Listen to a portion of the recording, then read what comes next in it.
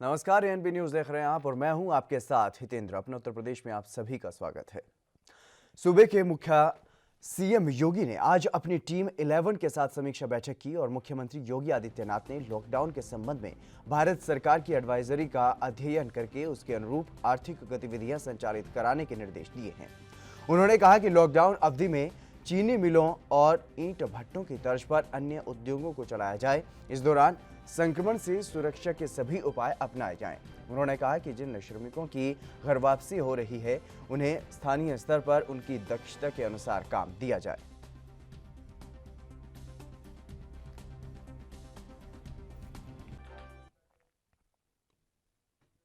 Corona virus संक्रमण में lockdown में महाराष्ट्र के नासिक रोड पर फंसे 847 लोग ट्रेन से लखनऊ पहुंचने के बाद रोडवेज की बसों से अपने अपने गृह जनपद रवाना हो गए हैं। विशेष ट्रेन से लखनऊ पहुंचे श्रमिकों से टिकट की कीमत वसूलने को समाजवादी पार्टी के अध्यक्ष अखिलेश यादव ने बेहद शर्मनाक बताया है। समाजवादी पार्टी के अध्यक्ष अखिलेश यादव ने इसको लेकर के ट्वीट किए और कोविड केयर फंड पर भी सवाल उठाए। अखिलेश यादव ने कहा कि अगर गरीबों से ही ट्रेन के टिकट के पैसे लेनी थी तो कोविड केयर फंड में जो खरबों रुपया डलवाया गया है उसका क्या होगा। अखिलेश यादव ने केंद्र के साथ उत्तर प्रदेश सरकार पर भी निशाना साधा है। अखिलेश यादव ने कहा कि नासिक से ट्रेन से लखनऊ लाए जा रहे मजदूरों से रुपए वसूली का कृत्य बेहद शर्मनाक है। उन्होंने ये भी आरोप लगाया कि उत्तर प्रदेश में भी आरोग्य सेतु ऐप से 100 रुपए वसूले जाने की खबर है।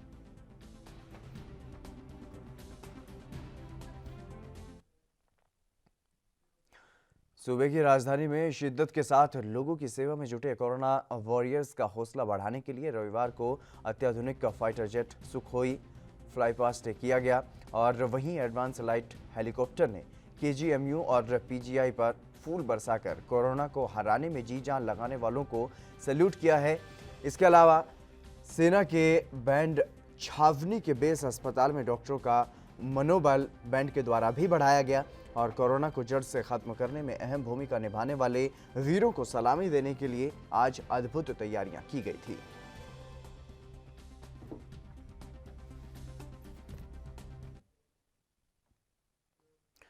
कोरोना वायरस से जूझ रहे पीड़ितों की सेवा में दिन रात लगे स्वास्थ्यकर्मी, डॉक्टर्स और नर्सों के उत्साहवर्धन को सलामी देने के लिए आगरा में भी वायुसेना ने पुष्प वर्षा की और सेना ने आगरा के एसएन मेडिकल कॉलेज के डॉक्टरों पर फूलों की बारिश की है। इस दौरान डॉक्टरों ने वायुसेना हेलीकॉप्टर का हाथ जोड़कर अभिवादन भी किया।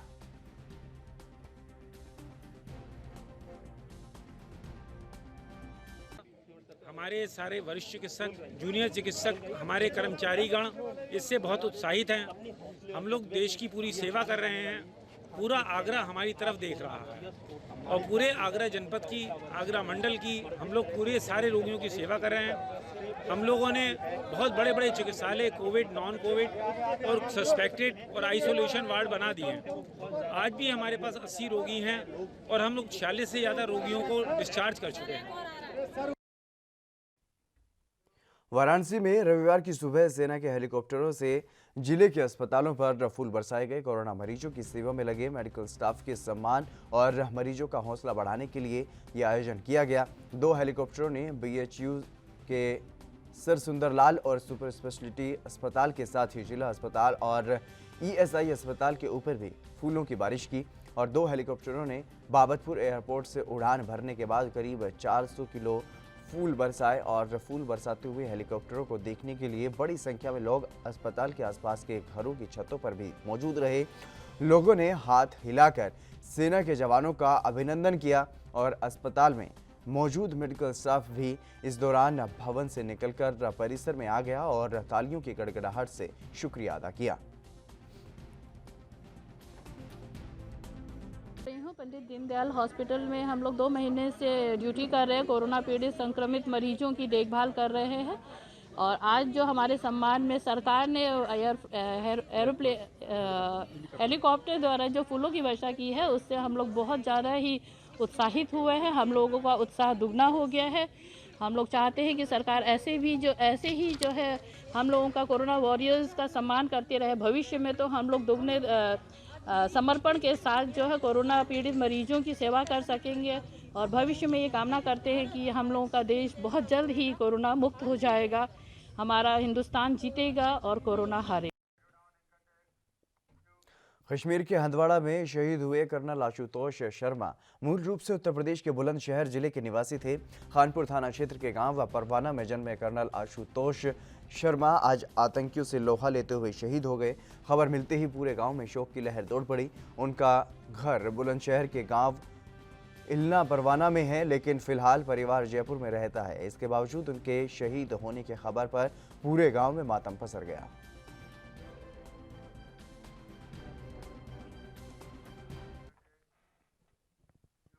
भारत नेपाल बॉर्डर पर तैनात एसएसबी के जवान उमेश चंद्र की मौत की खबर गाजियाबाद में उनके घर पर पहुंची, जिसके बाद परिवार में कोहराम मच गया। परिवार का कहना है कि उन्हें बताया गया है कि एएसआई उमेश चंद्र को गोली लगी है। फिलहाल परिवार को इससे ज़्यादा जानकारी नहीं है। आगे की जानकारी का परिवार इंतजार कर रहा है। लॉकडाउन के दौरान आई इस बुरी खबर के बाद परिवार में गम का माहौल है। उनके पास जानकारी जुटाने के लिए कोई विकल्प भी नहीं है। बस परिवार को इंतजार है कि कब उमेश चंद्र का पार्थिव शरीर घर पहुंचे। और बता दें कि उमेश चंद्र की पोस्टिंग बिहार के सीतामढ़ी में थी। कल रात को लास्ट टाइम 9 बजे के आसपास दीदी की बात हुई थी उनसे, तो उसकी तरह ठीक ठाक ही बात हुई थी, ऐसे कोई टेंशन वाली बात नहीं। और इतने सालों से 27 साल से नौकरी कर रहे थे वो, ऐसी कोई प्रॉब्लम वाली बात भी नहीं थी, ठीक ठाक ही बात हुई थी। लेकिन अचानक सुबह 8 बजे फ़ोन आता है कि उन्हें गोली लग गई है और आधे घंटे बाद फिर फ़ोन आता है कि वो एक्सपायर हो गए हैं। कहाँ पर तैनात थे? वो भारत नेपाल बॉर्डर पे बिहार के सीतामढ़ी में पोस्टेड थे इस समय। कौन से पद पर थे? एएसआई के पोस्ट थे। कौन सी सीनियर के पोस्ट में? एसएसबी में है वो, एसएसबी में एएसआई के पोस्ट पे। परिवार कहाँ रहता है इनका? परिवार गाजियाबाद में, साहिबाबाद में। तो परिवार में कौन कौन लोग हैं? मेरी दीदी हैं और 2 बच्चे हैं। एक भांजी है जो कि अभी फर्स्ट ईयर में है, ग्रेजुएशन कर रही है। छोटा भांजा है जो अभी 12th में है।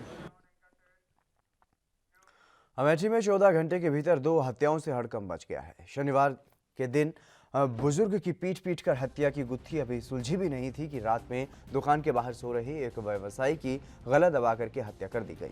वारदात को अंजाम देने के बाद बदमाश मौके से फरार हो गए।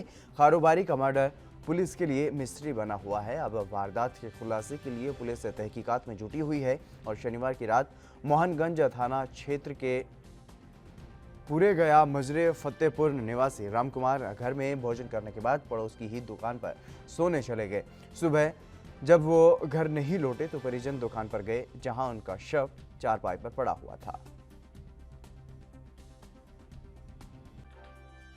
क्या मामला है भैया? मोहनगंज थाना क्षेत्र में आज एक घटना घटी है जिसको लेकर जो है, देखिए, आज करण गांव में एक घटना हुई है जिसमें एक हार्डवेयर व्यवसायी थे रामकरण, इनकी गला दबाकर हत्या की गई है।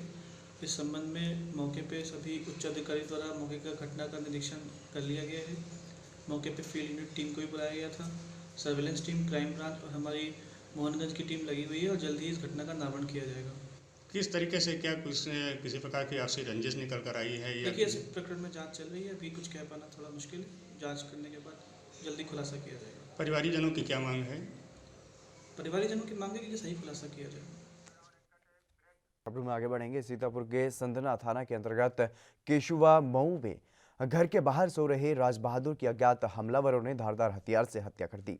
हत्या का कारण कुछ भी स्पष्ट नहीं हो पा रहा है और हमलावर ने किसी धारदार हथियार से हमला किया है। मामले की जानकारी मिलते ही मौके पर पुलिस अधीक्षक LR कुमार भारी फोर्स के साथ मौके पर पहुंचे और जांच पड़ताल कर शव को पोस्टमार्टम के लिए भेज दिया गया है।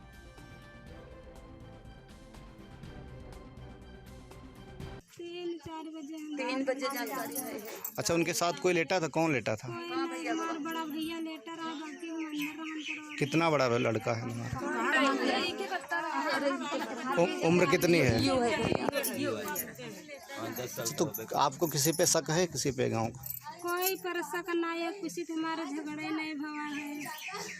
तो पुरान ये ख्यात में रहा है इसी जनपद सीतापुर थाना संधना में सुबह एक हत्या का घटना संज्ञान पे आई है। इसमें ये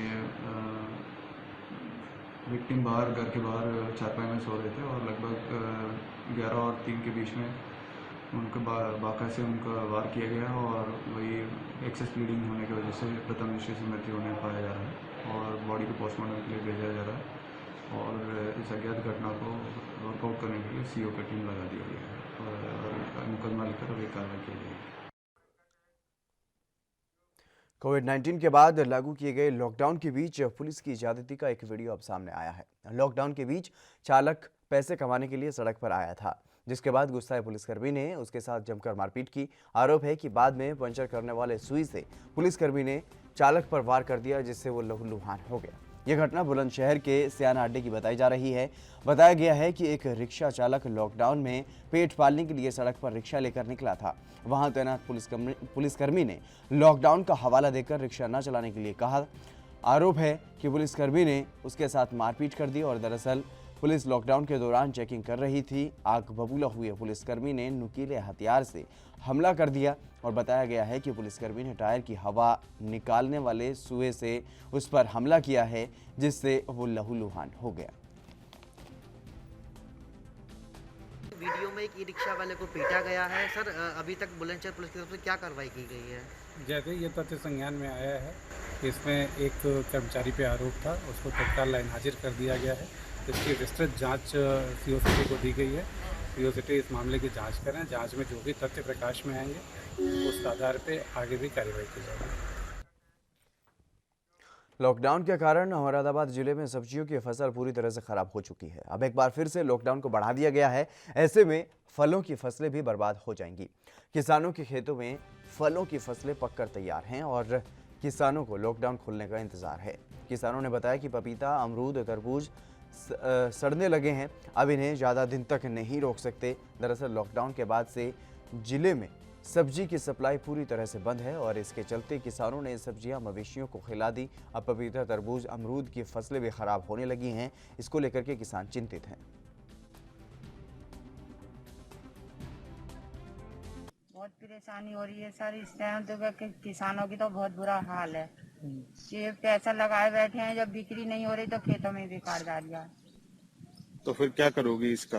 अब क्या करें, फिर मजबूरी है ये तो हमारी। तो क्या दिक्कत हो रही है? मंडी तो खुल रही है? नहीं खुल रही। मंडी में खोलती है मंडी तो नौबत ले जाते हैं, तो पुलिस वाले आते हैं तो वो फेंक देते हैं सर। तो परेशानी हो रही है। कितना नुकसान हो गया? बतेरा नुकसान है सर। अब इसमें किसानी में तो देखो पैसा लगता है। अब जब बिकेगा ही नहीं तो इसका पैसे का तो बेकार ही है हमारे तो मेहनत भी। तो तरबूज भी सारे खराब हो रहे हैं? हाँ, सब तरबूज, खरबूजे, लौकी, तुरई, खीरे वगैरह सभी बेकार हैं। कोरोना के मद्देनजर लगाए गए लॉकडाउन के चलते कई लोगों का रोजगार छिन गया है। ऐसे में जो लोग अपना काम छोड़कर शहर में रोजी रोटी कमाने के लिए गए थे, वो भी अब अपने गांव लौट आए हैं और गांव में खेती कर रहे हैं। गांव लौटे प्रवासी अब खेतों की देखभाल में जुटे हैं। बाहरी मजदूर की जगह वे खुद ही काम कर रहे हैं और अपनी माटी में ये युवा उम्मीदों की पौध उगाने का मादा दिखा रहे हैं। अब गाँव में ही कुछ करके भविष्य तलाश रहे हैं और रोजगार छिनने के बाद अब ये खेती के जरिए अपना और अपने परिवार का पालन पोषण करने में जुट गए हैं। लॉकडाउन से पहले मैं प्राइवेट कंपनी में कैशियर था। फिर ये लॉकडाउन का अनाउंस हुआ, उसके बाद वहाँ पे हम लोगों को दिक्कतें होने लगी। कहीं से कोई पैसा आना नहीं था, खर्चा रेगुलर वैसे ही था। तो मजबूरी में हम लोगों को अपने गांव आना पड़ा। यहाँ पिताजी पुश्तैनी काम किया करते थे, उनके काम में हाथ बटा रहे हैं, तो यहाँ से थोड़ी बहुत इनकम हो जाती है जिससे हम लोगों का घर चल सकता है। तो आपने पहले भी खेती थी, अभी इस समय क्या खेती कर रहे हैं जिससे आपको क्या पैसा आमदनी हो पा रही है? इस समय हमारे यहाँ बैंगन की खेती है, लेकिन फ़िलहाल लॉकडाउन की वजह से इसका भी कोई ठीक ठाक रेट नहीं मिल रहा है और समस्याएं ये भी हैं, बैंगन में रोग वगैरह लग रहा है, खाद वगैरह भी मिलने में दिक्कतें आ रही हैं। जो मिल भी रही तो थोड़ा कॉस्टली मिल रही और क्वालिटी में भी उतनी अच्छी नहीं मिल रही, क्योंकि जो अच्छी दवाइयाँ थी वो बिक चुकी हैं, जो रखी हुई हैं वो मिल रही हैं हम लोगों को। तो दिक्कतें यहाँ भी आ रही हैं, लेकिन वहाँ से फ़िलहाल ठीक है, कुछ बहुत ट्रेनिंग हो जाती है घर चलाने के लिए, इसलिए हम लोग फ़िलहाल यहीं पे हैं। तो इस समय आप लोग हम भी कह सकते हैं कि जो बैगन की खेती है पूरी तरीके से उसके ऊपर निर्भर? जी हाँ, क्या? जी हाँ, इस समय तो फ़िलहाल हम लोग बैंगन की खेती पे ही निर्भर कर रहे हैं और कोई काम भी नहीं हम लोगों के पास। लॉकडाउन जब तक नहीं खुलता तब तक तो हम लोगों को फ़िलहाल यहीं पे रहना है। तो इससे चाट बतासे का काम करते थे। तो कि लॉकडाउन से क्या दिक्कतें हुई आप लोग? लॉकडाउन से जब पूरा रोड खाली है, कोई है ही नहीं वहाँ, तो वहाँ कौन खाएगा। तो अभी क्या कर रहे हैं आप लोग? अब यहीं खेती कर रहे हैं। क्या आमदनी होती थी वहाँ पर, यहाँ पर कितना, अब क्या आमदनी का क्या जरिया रह गया? क्योंकि वहाँ बाहर में तो कुछ और है नहीं इनकम। अब वहाँ कुछ नहीं। तो कितनी दिक्कतें हो रही थी घर परिवार को चलाने के लिए? अब दिक्कत तो बहुत बड़ी है जब कोई कमाई नहीं है। कोरोना संक्रमण के बढ़ते प्रकोप की रोकथाम के लिए वैज्ञानिक वैक्सीन बनाने में जुटे हुए हैं ताकि लोगों को काल के गाल में समाने से बचाया जा सके। इतना ही नहीं, रोग प्रतिरोधक क्षमता को बढ़ाने के लिए व्यायाम, योगा और तनाव मुक्त रहने की सलाह भी दी जा रही है। कौशाम्बी में कुछ ऐसे क्वारंटीन सेंटर हैं जहां पर लॉकडाउन के दौरान 200 से अधिक क्वारंटीन किए गए प्रवासी मजदूरों को सुबह और शाम योगा कराया जाता है। योगा क्यों कराया जाता है, इसके बारे में उन्हें बताया भी जाता है। मजदूरों को योग शिक्षक क्वारंटीन सेंटर में ही नियमित योग की बारीकियों से रूबरू करा रही हैं। सुबह आँख खुलते ही क्वारंटीन किए गए लोग योगा करने में बड़ी शिद्दत से जुट जाते हैं। योगा के दौरान सोशल डिस्टेंसिंग का ख्याल भी रखा जाता है और कतारबद्ध बैठते हैं सभी लोग और साथ ही मास्क भी पहनने की सलाह उन्हें दी जाती है।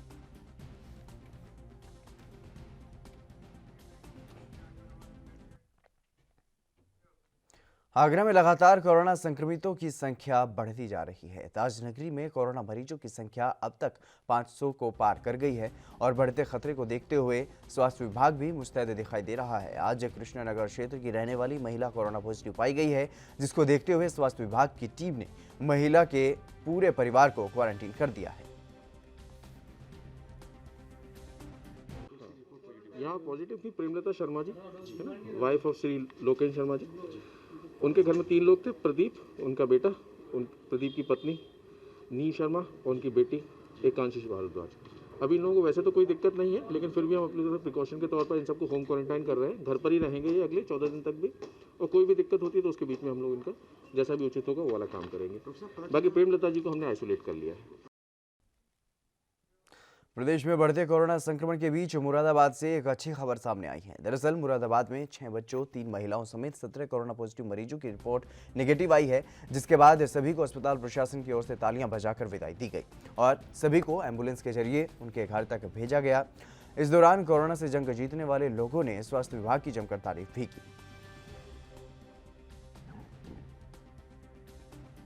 सब कुछ बहुत बढ़िया था, सारा मैनेजमेंट बहुत बढ़िया था, स्टाफ ने बहुत सहयोग करा।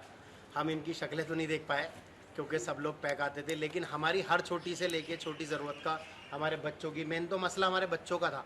हमारे बच्चों के चेहरे पर खुशी कभी कम नहीं होने दी। 14 दिन में लोगों ने बहुत ख्याल करा हमारा। स्पेशली मैं सबका शुक्रिया अदा करूँगा, सबको थैंक्स बोलूँगा, प्रशासन, पुलिस, डॉक्टर्स की टीम। ये असली रियल वॉरियर है इस वक्त के योद्धा जो कोरोना से लड़ना है। इन हमारे जैसे लोग स्वस्थ होकर अपने घर लौट रहे हैं, ये इन्हीं लोगों की मेहनत है। मैं इनके लिए तालियां बजाना चाहूँगा। नमस्कार, मैं doctor B K Singh, nodal officer टीमू हॉस्पिटल से बोल रहा हूँ। आज का दिन बहुत खुशी का दिन है टीमू हॉस्पिटल के लिए, मुरादाबाद के लिए। आज ये बताते वक्त काफ़ी खुशी महसूस हो रही है कि आज 17 मरीज़ पूरी तरह से स्वस्थ होकर यहाँ से डिस्चार्ज किए जा रहे हैं, जिसमें से 12 मरीज़ मुरादाबाद से हैं। उसमें से बताना चाहूँगा कि उसमें से 6 बच्चे हैं जो कि 2 साल से लेकर 6 साल तक की उम्र के हैं, 4 अमरोहा से हैं और एक मरीज जो सब इंस्पेक्टर बिजनौर से भर्ती किए गए थे, आज वो डिस्चार्ज यहाँ से किए जा रहे हैं। यहाँ पे टोटल 25 मरीज भर्ती हैं। इसके अलावा 4 संदिग्ध मरीज भी भर्ती हैं पिछले 24 घंटे में, जो कि सारे गंभीर स्थिति में आईसीयू में, सस्पेक्टेड आईसीयू में। जालौन झांसी बॉर्डर पर पहुंचे 4000 से ज़्यादा मजदूरों को पिरोना बॉर्डर पर जालौन पुलिस ने रोक लिया। आपको बता दें कि मजदूर अन्य प्रदेशों से अपने घर को वापस हो रहे थे, जहां पर पुलिस ने सभी मजदूरों को रोक लिया। हालांकि मजदूरों ने सीमा में ज़बरदस्ती घुसने का प्रयास भी किया, लेकिन जालौन पुलिस ने उन्हें अपनी सीमा में नहीं घुसने दिया, जिसके बाद दोनों जिलों के आला अधिकारी मौके पर पहुंचे और कई गाड़ियों से मजदूरों को उनके गृह जनपद तक भेजा गया।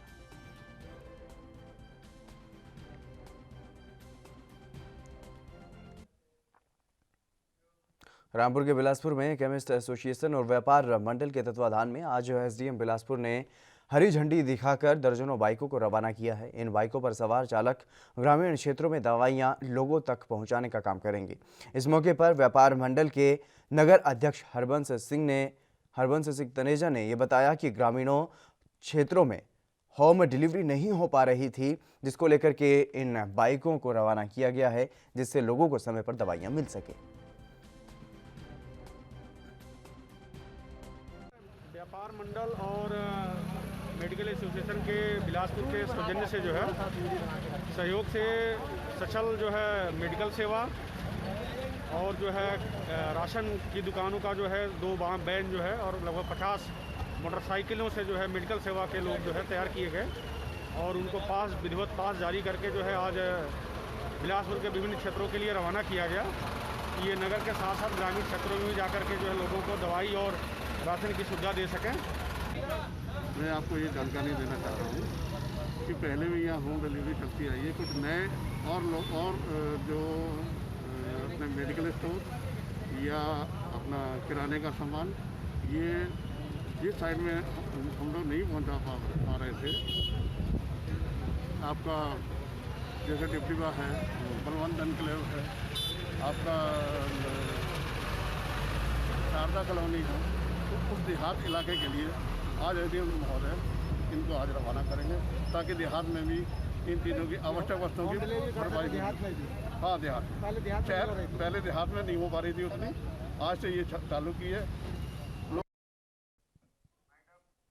चलिए, अपने उत्तर प्रदेश में फिलहाल बस इतना ही। आप बने रहिए ANB न्यूज़ के साथ।